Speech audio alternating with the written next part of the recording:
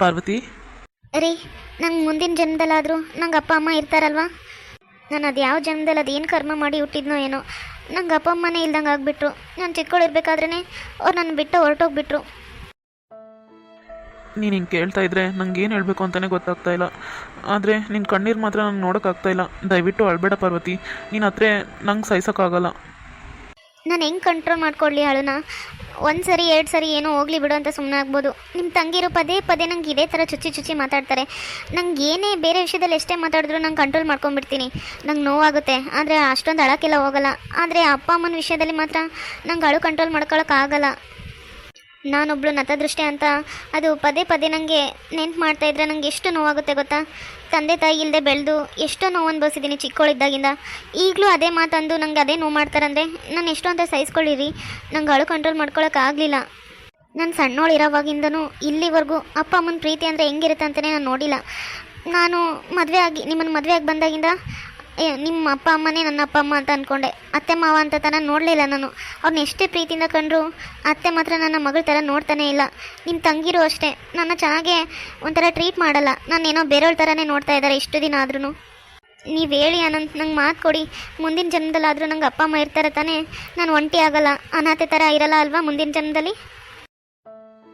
First time ನನ್ನ ಹೆಂಡ್ತಿಗೆ ನಾನೇ ಸಮಾಧಾನ ಮಾಡೋಕ್ಕಾಗ್ತಾ ಇಲ್ಲ. ಹೆಂಗಂತ ಮಾತು ಕೊಡಲಿ? ಪಾಪ ಅವಳು ತುಂಬ ದುಃಖ ಅನುಭವಿಸಿದ್ದಾಳೆ ಸಣ್ಣೋಳು ಇರಬೇಕಾದ್ರಿಂದ. ನಮ್ಮ ತಂಗೀರು ಇಷ್ಟೆಲ್ಲ ನೋವು ಕೊಡ್ತಾ ಇದ್ದಾರೆ. ಏನು ಅಂತ ಸಮಾಧಾನ ಮಾಡಬೇಕು ಅರ್ಥನೇ ಆಗ್ತಾ ಇಲ್ಲ ನನ್ನ ಹೆಂಡ್ತಿಗೆ. ನೀನು ಅಳಬೇಡ ಪಾರ್ವತಿ, ಕಣ್ಣೀರು ಒರೆಸ್ಕೊ. ನಾನು ನಿನ್ನ ಜೊತೆ ಇಲ್ವಾ? ನಾನು ಯಾವಾಗಲೂ ನಿನ್ನ ಜೊತೆ ಇರ್ತೀನಿ. ನಿಂಗೆ ಯಾವಾಗಲೂ ಸಪೋರ್ಟಿವ್ ಆಗಿರ್ತೀನಿ ಅಂತ ಹೇಳಿದ್ದೀನಿ ತಾನೇ? ನೀವಿಲ್ಲ ಅಂತ ಅಲ್ಲ ಆನಂದ್, ನನಗೆ ಅಪ್ಪ ಅಮ್ಮ ಇದ್ದಿದ್ರೆ ಚೆನ್ನಾಗಿರೋದಲ್ವಾ? ನೀನು ಎಷ್ಟು ಒಳ್ಳೆಯವನು, ನನ್ನ ಪ್ರೀತಿಯಿಂದ ನೋಡ್ಕೋತೀಯ, ನನ್ನ ಜೊತೆ ಯಾವಾಗಲೂ ನಿಲ್ತೀಯ. ಆದರೂ ನಂಗೆ ಅರ್ಥ ಆಗ್ತಾ ಇದೆ ಪಾರ್ವತಿ. ನಮ್ಮಮ್ಮ ನಮ್ಮ ತಂಗೀರು ನಿಂಗೆ ಯಾವಾಗಲೂ ಈ ಥರ ಈ ಮಾತುಗಳಂದು ನಿಂಗೆ ನೋವು ಕೊಡ್ತಾ ಇದ್ದಾರೆ, ನಿಂಗೆ ಅಳಿಸ್ತಾ ಇದ್ದಾರೆ ಅಂತ ನಂಗೆ ಗೊತ್ತು. ಆದರೆ ನೀನು ಇದೇ ಥರ ಹತ್ಕೊತಾ ಇದ್ರೆ ಹೆಂಗೆ ಹೇಳು? ನಿಂಗೂ ಗೊತ್ತಲ್ಲ, ಅವ್ರು ಮಾತ್ರ ಬದಲಾಗಲ್ಲ. ಅವ್ರ ಬುದ್ಧಿನೇ ಅಷ್ಟು. ಅಪ್ಪ ಆಗಲಿ ನಾನಾಗಲಿ ಎಷ್ಟೋ ಸರಿ ಬೈದಿದ್ದೀವಿ, ಎಷ್ಟೋ ಸರಿ ಬುದ್ಧಿ ಹೇಳಿದ್ದೀವಿ, ಆದರೂ ಅವ್ರು ಬದಲಾಗಲ್ಲ. ಅವ್ರು ಹಂಗಿದ್ಮೇಲೆ ನೀನು ಕೂಡ ಅವ್ರ ಮಾತನ್ನ ತಲೆಗೆ ಹಾಕ್ಕೊಳ್ದೆ, ಕಿವಿಗೆ ಹಾಕ್ಕೊಳ್ದೆ, ನೀನು ಪಾಡಿಗೆ ನೀನು ಇರು ಪಾರ್ವತಿ. ಅಳಕ್ಕೆಲ್ಲ ಹೋಗ್ಬೇಡ, ಸುಮ್ಮನೆ ಆಗ್ಬಿಡು ಅಷ್ಟೇ. ಅವ್ರು ಏನಾದರೂ ಅಂತ ಇದ್ದರೆ ಹೆಂಗಾದರೂ ಅದ್ರಕೊಳ್ಳಿ ಬಿಡು ಅಂತ ಸುಮ್ಮನೆ ಆಗ್ಬಿಡು. ಅಳಕ್ಕೆಲ್ಲ ಹೋಗ್ಬೇಡ, ಬೇಜಾರು ಮಾಡ್ಕೋಬೇಡ ಈ ಥರ. ಇಲ್ಲೋಡು, 1000 ಜನ 1000 ಮಾತಾಡಲಿ, ಯಾರು ಎಷ್ಟೇ ಏನೇ ಮಾತಾಡಲಿ, ನಾನು ನಿನ್ನ ಜೊತೆ ಇರ್ತೀನಿ ಅನ್ನೋದು ಮರಿಬೇಡ. ನಾನು ಯಾವಾಗಲೂ ನಿಂಗೆ ನೆರಳಾಗಿರ್ತೀನಿ. ನನ್ನ ಬಂಗಾರ ಅಲ್ವಾ ನೀನು? ಅಳ್ಬಾರ್ದು. ನನ್ನ ಮುದ್ದು ಮರಿ, ನನ್ನ ಮುದ್ದು ಹೆಂಡ್ತಿ ಅಲ್ವಾ ನೀನು? ಕೋಳಿ ಮರಿ. ಪಾರ್ವತಿ, ನಿನ್ಗೆ ಅರ್ಥ ಆಗ್ತಾ ಇದೆಯಾ? ನಿಂಗೆ ಅಪ್ಪ ಅಮ್ಮ ಇಲ್ಲ ಅಂದರೆ ಏನಾಯಿತು? ಅವ್ರು ಇಲ್ಲದೆ ಇರೋದಕ್ಕೆ ತಾನೇ ಎಲ್ಲರೂ ನನ್ನ ಅಪ್ಪ ಅಮ್ಮ ಇಲ್ಲ ಅನಾಥೆ ಅಂತ ಇರೋದು. ಒಂದ್ಸರಿ ಯೋಚನೆ ಮಾಡು. ನಿಂಗೆ ಅಪ್ಪ ಅಮ್ಮ ಇಲ್ಲ ಅಂದ್ರೂ ಇನ್ನೊಂದು ಸ್ವಲ್ಪ ದಿನದಲ್ಲೇ ನೀನೇ ಅಮ್ಮ ಆಗ್ತೀಯಲ್ಲ. ಇನ್ನೊಂದು ಸ್ವಲ್ಪ ದಿನದಲ್ಲೇ ನಾನು ಅಪ್ಪ ಆಗ್ತೀನಿ, ನೀನು ಅಮ್ಮ ಆಗ್ತೀಯ. ಅದಾದಮೇಲೆ ನಮಗಿಬ್ರು ಮಕ್ಕಳು ಇರ್ತಾರೆ.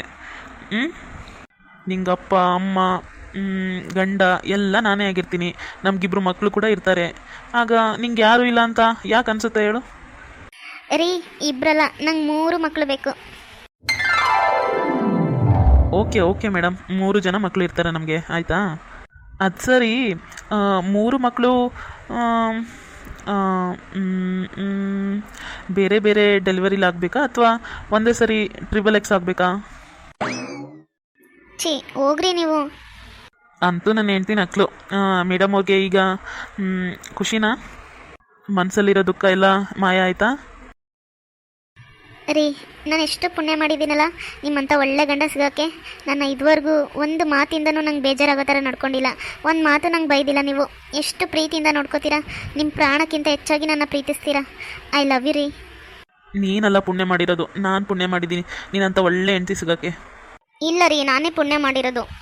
ಸರಿ, ಈ ಡಿಸ್ಕಷನ್ನ ನಾವು ರಾತ್ರಿ ಮುಂದುವರ್ಸೋಣ. ಈಗ ಕೆಳಗೆ ಹೋಗೋಣವಾ? ಮತ್ತು ಸ್ವಾಮಿಗಳು ಅವರೆಲ್ಲ ಬರ್ತಾ ಇರ್ತಾರೆ. ಬೇಗ ಹೋಗಿ ರೆಡಿ ಆಗೋಣ. ಸರಿ ರೀ.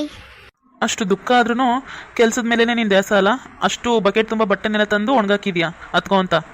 ಇನ್ನೂ ಇದಾವ ಬಟ್ಟೆ ಹಾರಕೋದು? ಇದ್ರೆ ಹೇಳು, ನಾನು ಹಾರಾಕ್ಬಿಡ್ತೀನಿ. ಇಲ್ಲ ರೀ, ಎಲ್ಲ ಮುಗೀತು. ಸರಿ ಬಾ, ಕೆಳಗೆ ಹೋಗೋಣ. ಅಮ್ಮ ಪಾರ್ವತಿ. ಚಿಕ್ಕಮ್ಮ ಹೇಳಿ. ನೀವಿಬ್ರು ರಥಕ್ಕೆ ಕೂಡ್ರಮ್ಮ.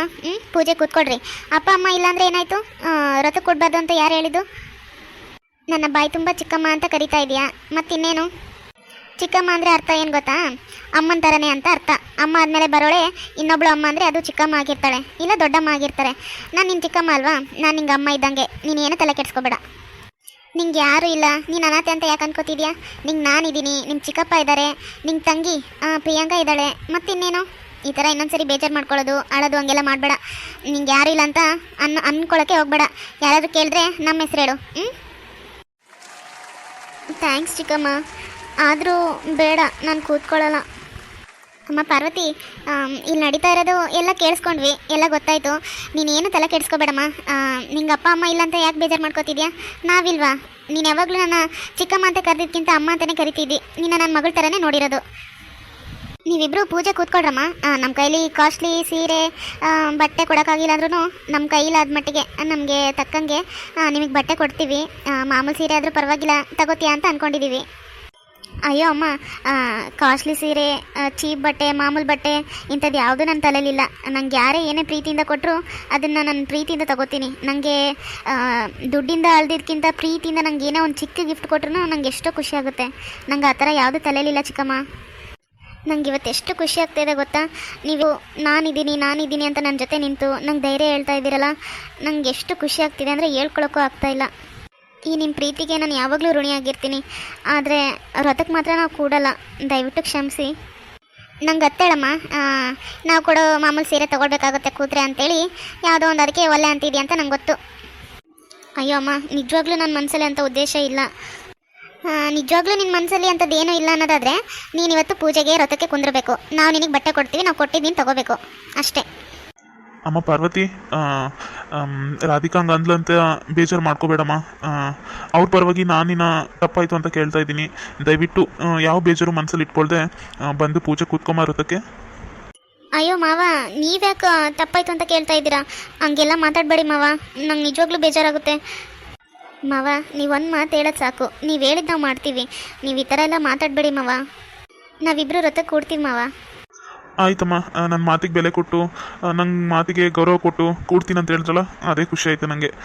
ಸರಿ, ರೆಡಿಯಾಗ್ರಿ ಎಲ್ಲರೂ ಬೇಗ. ಇನ್ನೇನು ಸ್ವಾಮಿಗಳು ಬರ್ತಾ ಇದ್ದಾರಂತೆ. ಪಾರ್ವತಿ, ಇವಾಗ ಹ್ಯಾಪಿನಾ? ನಿನಗೆ ಖುಷಿ ಆಯಿತಾ? ಹ್ಞೂ ರೀ, ಬೆಳಗ್ಗೆ ಎಷ್ಟು ನೋವಾಗಿತ್ತೋ ಅದಕ್ಕಿಂತ 2 ಪಟ್ಟು ಖುಷಿ ಆಯ್ತು ಈಗ ಇವ್ರ ಮಾತೆಲ್ಲ ಕೇಳಿ. ನಂಗೆ ನಿಜವಾಗ್ಲೂ ಎಷ್ಟು ಧೈರ್ಯ ಹೇಳಿದ್ರು ಗೊತ್ತಾ? ನಾನಿದ್ದೀನಿ ನಿನಗೆ, ನೀನು ಯಾವುದಕ್ಕೂ ಭಯಪಡಬೇಡ, ಯಾರೂ ಇಲ್ಲ ಅಂತ ಅನಾಥೆ ಅನ್ನೋ ಥರ ಫೀಲ್ ಆಗಬೇಡ, ನಾನಿದ್ದೀನಿ ನಿಮಗೆ ಅಂತ. ನಿಜವಾಗ್ಲೂ ಮೀನಾಕ್ಷಿ ಚಿಕ್ಕಮ್ಮ ಮತ್ತು ಪದ್ಮ ಚಿಕ್ಕಮ್ಮ ಅವರೆಲ್ಲ ಎಷ್ಟು ಧೈರ್ಯ ಹೇಳಿದ್ರಲ್ಲ, ನಂಗೆ ನಿಜವಾಗ್ಲೂ ತುಂಬ ಅಂದರೆ ತುಂಬ ಖುಷಿ ಆಯ್ತು ಇವತ್ತು. ನೋಡಿದ್ಯಾ, ನೀನು ಒಳ್ಳೆತನದಿಂದ ಎಲ್ಲರ ಪ್ರೀತಿ ಅಭಿಮಾನನ ಗಳಿಸ್ಕೊಂಡಿದ್ಯಾ. ಇದಕ್ಕಿಂತ ಇನ್ನೇನು ಬೇಕು? ಇಷ್ಟೆಲ್ಲರ ಅಭಿಮಾನ ಪಡ್ಕೊಂಡಿರೋ ನೀನು ಅದೆಂಗೆ ಅನಾಥೆ ಆಗ್ತೀಯಾ? ಇನ್ನೊಂದ್ಸರಿ ಆ ಥರ ಯೋಚನೆ ಮಾಡಬೇಡ, ಬೇಜಾರಾಗಬೇಡ. ನಮ್ಮಮ್ಮ, ನಮ್ಮ ತಂಗಿರು ಏನೇ ಅಂದರೂ ಇನ್ನೊಂದ್ಸರಿ ಅದನ್ನು ಕಿವಿಲಿ ಹಾಕ್ಕೋಬೇಡ, ಮನಸ್ಸಲ್ಲೂ ತೊಗೊಳ್ಬೇಡ. ಅದನ್ನ ಅಲ್ಲೇದೆಲ್ಲ ಬಿಟ್ಟಾಕ್ಬಿಡು. ಅವ್ರು ಏನಾದರೂ ಅಂದ್ಕೊಳ್ಳಿ ಅಂತ ನಿನ್ನ ಪಾಡಿಗೆ ನೀನು ಆರಾಮಾಗಿ ಖುಷಿಯಾಗಿರೋದನ್ನ ನೋಡು.